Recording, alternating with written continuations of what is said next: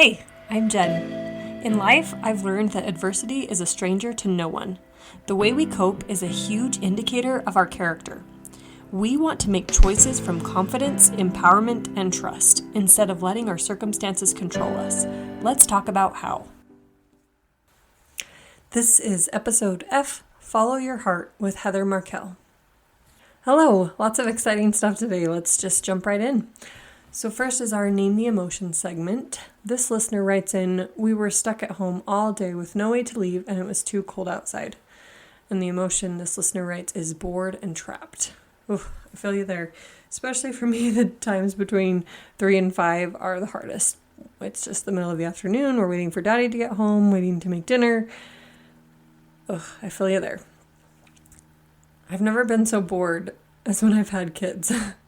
When I'm alone, there's plenty of things to do or relax or sleep. But when you're with kids, it's kind of their agenda. Okay, the next one is my own. I went in last week for my glucose test because I'm 25 weeks, 26. And I have never seen the parking lot so full. I drove around for 5 minutes and I couldn't find a parking spot. No one was leaving. There were spots that said reserved for valet and I should have just parked there because it was a joke. And if you've ever been pregnant, you know that when you're taking your glucose test, it's kind of time sensitive. So I decided to wait for the valet, but even that was a 5-minute wait. And so I was just staring at the clock, feeling anxious and helpless because the time was passing so quickly and there was nothing I could do. I couldn't just leave my car and go in. So fortunately, the valet got to me and I ran up, went in the elevator, so out of breath, and they were still able to do the glucose test. Phew! I guess it was within 10 minutes or something, so it was still able to work. Thank goodness. And then the last one, this listener writes in, my son asked me why there are too many pillows on my bed. I replied, men have been asking that question for decades. 1 minute he's pushing my buttons, the next he's making me laugh. I can relate to this. I always say that my husband is my comic relief, and we just need that sometimes. We need to laugh and release all that tension that we're building up. Okay, I did make a list of toddler rules that I came up with, but you'll have to wait till the end of the episode because I really want to get to this interview. And if you want to hear it, then you can tune in at the end. And if not, then just end the episode early. My list is a short, quick one.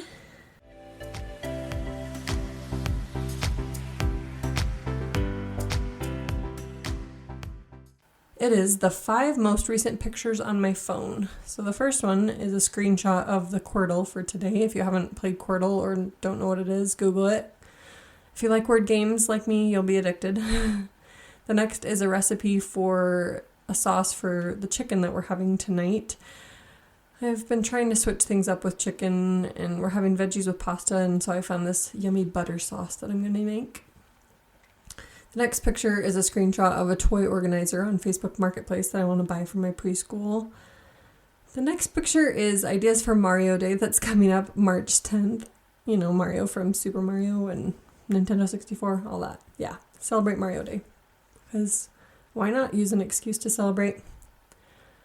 And the last one is actually a video, and it's of Brant's first steps. He's finally trying to walk and getting that courage. He's been so scared for the longest time, but he's getting there.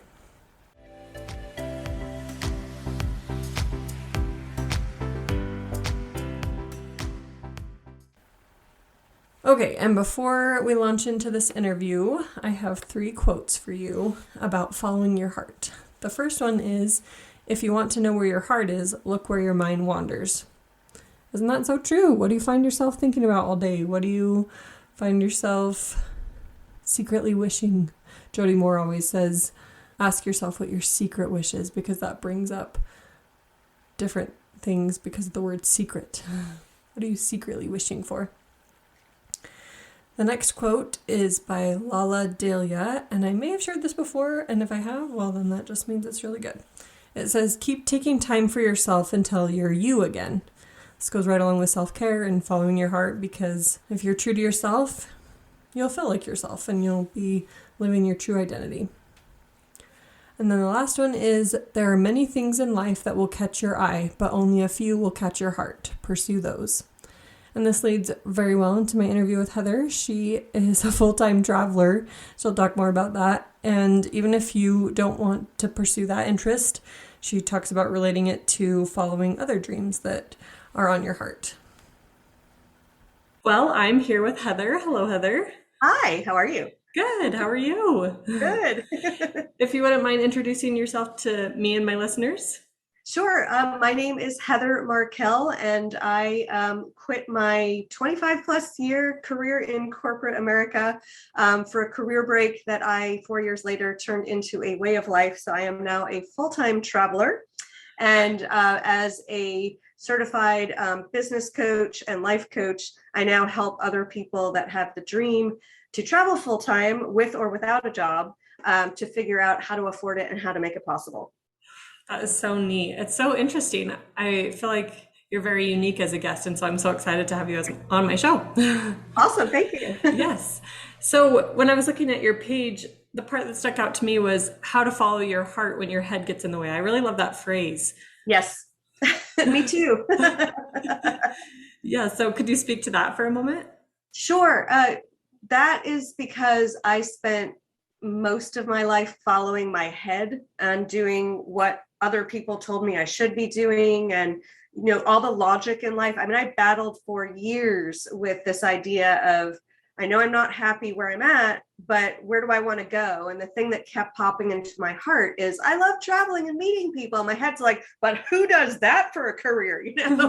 So it was this constant battle that was also present in my, I was married, and I battled for years about whether to, I was unhappy and do I stay, do I go? And the battle between my head and my heart, of course, became the emotional distress, became physical pain, and I herniated 2 discs in my neck. So yeah, that was the most excruciating pain I'd ever felt. And in January 2017, I, longer story short, started feeling a pain in my chest. And I reflected back to those herniated discs, and I thought, I'm not turning this unhappiness with work into a bigger physical problem. So that's when I committed to quit. And what happened was, all of the arguments in my mind that used to be my head saying, oh, or my heart saying, oh, let's go do this. And my head saying, no, we need health insurance and we need, rent, all that. Suddenly my heart would say, well, what if I don't make enough money when I quit my job? And my head was like, what if you make more money because you actually followed your dreams? And it was this bizarre shift when they started working together. That's so neat. Yeah, it's so interesting how often our emotional problems manifest themselves physically. It's so interesting how they're all connected. Yes. So what does your daily life look like now? What do you live in? What do you travel in? Do you live in like a motorhome, or what does it look like? No, it's interesting. There's so many ways to have this life. I'm someone, I don't have a motorhome. I travel internationally. So what I do is I typically set out and I pick a first destination. I get a one-way ticket. And I just make sure that I'm familiar with rules like, am I only allowed to stay for 90 days? Do I have to prove to immigration upon arrival that I'm leaving? So do I need to get an exit ticket for that purpose? And then I just kind of book 2-3 nights hotel in the first city and work my way wherever I'm going. So yeah, it's very different than vacation travel where everything was pre-booked. This is like, I'm just going to start here and see what happens. Yeah, that's so neat. Wow. I noticed on your page too, you talk about how to afford travel or how to make it possible. How have you been able to do that? So there's a million ways, obviously not enough time to explain them all with you today, but yeah, it's first off, the thing that baffled me was to learn that full-time travel is dramatically less expensive than a fixed life in one location. You don't have rent. You don't have to buy big bottles of shampoo, the big bottle of olive oil, you don't pay utilities. So, and it's therefore up to you to budget your life. And budget is one of the key ways to afford full-time travel, is knowing how much money you have, how much you can spend each month, and sticking in that budget. Hmm. And then ideally, you're also, if you have work around the travel, and that can look like full-time work now because remote work has finally become really popular. That can look like project work. That can look any way you want. Hopefully you're adding on and allowing the full-time travel to become sustainable over a long period of time. Yes, that makes sense. And then one other thing that I saw too was, how do you help people take that courageous step to live their dreams? What does that look like? Yeah, so what I do with my clients is I kind of focus on three aspects. The first is mindset, the second is money, and the third is planning. Because often what keeps us from our dreams is that fight between our head and our heart. So I first go with my clients into all of those fears that are coming up, whether that's, and usually, money is the top fear. I find you might be afraid of, well, I might be lonely. So I'm a solo traveler, right? So there's plenty of people that want to do this alone and worry about that. So we kind of go into each aspect of, all those fears that are causing them to hesitate about doing this. And then we go into the money, so what does because the money for travel has many aspects, including like what kind of style do you want to travel in? Are you the Ritz-Carlton person and therefore you do need a lot of money, or are you a backpacker and there's everything in between? So kind of sussing that out and looking at figuring out how much longer. I actually wrote an ebook called How to Afford Full-Time Travel, all about all the formulas, right? To be able to figure out, when can I quit? Do I have enough money to do it now? And if I don't, how much longer do I need to work full time anyway to be able to have the money I need to travel for the duration I think I want to travel? So it's figuring out all those things. And then planning is around understanding logistics. Are you, going with the flow? Are you pre-planning? What things are important to your experience? Vaccination, taxes, all those logistical things that you need to think about before doing this life. Yeah. Yeah, that sounds great. I love how you're doing what you love and then also helping others to do that as well. So that's perfect. And then what are some of the most favorite places you've traveled? You probably get that question a lot. I do. And it's hard. Often people ask me, what's my one favorite place? And that is impossible. Yes. So I have many favorite places. And it's funny because before I traveled full time, I took vacation. So Europe was my favorite place in the world, particularly France. I speak fluent French. And so once I started full time travel, I could go anywhere. And I went far. The world kind of blew my mind. So I went first to South America, and that was amazing. Argentina, I loved Argentina. Peru was amazing, and just getting to Machu Picchu and that it's still standing, and the ingenuity of people so long ago to make a structure that's still standing. And then Easter Island, which if you're seeing my background, the Moai, the story of how they got there, where they came from, fascinating. And then Africa also. I have never in my life had such a visceral connection to a place, to a land. And particularly Cape Town and Namibia were two favorites. Plus the animals, me being the zoo for the animals was wonderful. I love that experience. Wow, that's so neat. It's so cool to hear about. Do you have a goal with your travel? I know some people are like, oh, I want to go to every continent, or how do you decide where to go next? Yeah, it's funny because my first year of full-time travel was very introspective and looking at who I am and what I want. And I got really frustrated because I'm like, I'm not figuring out why I'm traveling. What's the point? And I met this young man in his 20s who had just finished 18 months of full-time travel and was going back to a job. And he said something to me that still sticks with me, which is, it's about the journey, not the destination. And that's just it for me. I've made this very much about the journey. I will end up where I need to be. And if I need to shift gears, I will do that. So it's very much just choosing a location from my heart by feel. And I mean, following my heart has been not just amazing to get into this lifestyle, but in February 2020, I decided, because I felt I wanted to go to New Zealand. I went to New Zealand, and of all places in the world to be stuck for the pandemic, for 2 years, I was stuck in New Zealand. We had no COVID for the first year. So, following your heart definitely puts you where you need to be. Yes, I like that perspective. That's really good. It kind of takes the stress out of it too. Like, oh, where do I need to go? But you just do what feels right. That's good. Yep. I'm curious about your takeaways for this. So people that are travelers, what would you say is your biggest takeaway? And then people that don't really want to be a traveler, but want to pursue some other dream and take a courageous step, if you could answer those. There's so many takeaways from traveling, because it really puts you in touch with who you are at your essence. And if you've ever felt disconnected from yourself and you've wanted more meaning in your life, I think full-time travel is an absolute must. You will tap into your inner resourcefulness. Your intuition becomes really strong, especially as a solo traveler, because especially as a solo female traveler, we have to be more mindful perhaps than other categories of traveler. And your intuition, like, you just learn to rely on your intuition. And it is such a gift to be able to feel it and know that you're in touch with it and following it, and things work out well when you listen to your intuition. So those are a few takeaways for the travelers. I would say, oh, sorry, go ahead.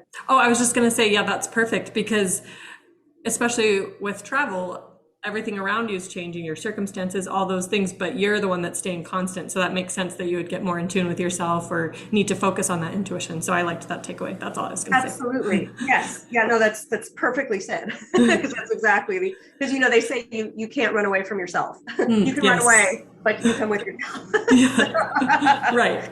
Which is why, by the way, this is not a choice for someone that's trying to run away from something, because you won't. And whatever issues you're having in your life, maybe you don't like your boss, maybe, whatever it is, you're going to meet similar people as you travel, and the same issues will come up. So you need to be brave and be ready to face them, and ask yourself, like, what am I doing that's attracting these situations to myself that I don't like? And what do I need to change about how I respond to them, or how I avoid even getting into them? So that's the interesting dynamic. For someone that wants to pursue a passion, that's another, is very related. And I think in terms of, so when I was in corporate, I also did the coaching on the side, and I actually was out earning myself in my business compared to my corporate job, which was like, wow, it was just lots of insights flooded in about, money and time and, value. Yes. So I guess the question that I think is worth asking is, when you look back at your life, and this really was one of the first things that started me shifting. There was that person that wrote, I think she interviewed people on their, in hospice about their 5 biggest regrets about their life. And, for me, I remember thinking, when I'm 90 and I look back at my life, am I going to be okay remembering that I just stayed in corporate, or am I going to always ask what if? And I had this fear of reaching 90 and regretting that I had never tried. And so I would say, if your heart is pulling you somewhere, usually usually your heart wants you to do something that seems crazy. Hey, quit your job and travel. That's crazy. Right? So make it normal that what your heart wants, your mind is uncomfortable with. And there's a big comfort zone gap. And so if you can take steps to bridge that gap, take a step that's uncomfortable so that your comfort zone gets bigger, because then your comfort zone eventually will reach the point where you're ready to just pursue your passion and do it. Yes, that's so good, because if we're not taking action, then our dreams just get put away again, and then we're just still stuck doing what we're doing. So I love that. Take action. Cool. Well, thank you so much for your insights. I love this so much. Before I go, the question I always ask people, and I'm sorry I didn't ask you before, but what is your favorite inspirational quote? Or one of them? I know there's so many. There are so many. One of the quotes that really resonated with me during my travels is not all who wander are lost. Yes. I love that. I do too. Yep. And like you said, it's about the journey, not the destination. So I love Yes. it. Okay. Well, thank you. And how can people get in touch with you if they want to work with you more or learn more about what you're doing? Sure. The best way is just come to my website, which is heatherbegins.com, and Okay. all of my contact information is there. And also, if you are interested in learning more about full-time travel, I have a Facebook group with over 3,000 people called Full-Time Travelers and Nomads, and you're welcome to join. Perfect. Okay. Well, thank you. Have a great rest of your day. You too. Thank you. Yep. Okay, these are the toddler rules I came up with, and it goes without saying that I do love my toddler, and there are very many great aspects of his personality, but lately I've been annoyed, so this is my list. If you're told no, keep asking, just to make sure the answer hasn't changed. When you're given instructions, do the exact opposite. Bedtime is playtime. Drag it out as long as you can. Throw a tantrum whenever things don't go precisely how you expected. For example, if your cat cheats in the game you're playing, if your 120 color box of colored pencils doesn't have the hamburger bun color, or if you ask for milk and get milk instead of juice, just to name a few. Insist on doing everything all by myself, especially when you're clearly incapable. Pretend you didn't hear the request to clean up your toys. When you find something that annoys either or both parents, do it repeatedly. Demand attention in any way you can get it, being super sweet, acting out, or even hanging on your parents' limbs. Do what you gotta do. Make a total mess any chance you get. Ask for the same book, same song, same game over and over and over again to your heart's content. If you're asked your preference, say one thing and then change your mind at the most inconvenient time. Add the word why to every response that comes out of your parents' mouths. Remain inconsolable if the particular pajamas, cup, toy, etc. are not available for your immediate use. And last, stubborn is your new middle name. I hope you enjoyed the podcast this week. Again, please share it so I can widen my audience pool. And have a lovely week. Thank you for joining me on the podcast today. You can find me on Instagram at aisforadversity or email me at jenbank16@gmail.com. I'd love to hear from you. For me, I went to Iceland in 2017 when I had committed to quit, and I had a trip to Iceland. So I was January and I quit later in the year, but I went to Iceland for the second time. And I saw the Northern Lights for the first time, and it wowed me so much, I didn't want to come home. And of course, I had to come home because I had all these responsibilities that I had created. So, I came home reluctantly, and so I regretted it in the plane ride. I regretted it when I got home. And for the first time in my life, I booked a flight right back to Iceland the next day. Wow. Because I just was like, if I'm going to quit, I need to show that I'm really ready to do this and start doing some stuff that I think is crazy. So, I called my boss, said, I'm not coming in tomorrow. I'll be gone the next couple of days. I got in the taxi to the airport. I'm like, Mom, sorry, I'm here, but I'm leaving again. And wouldn't you know it, fate rewarded me with, like, I had a row to myself, used miles to get there.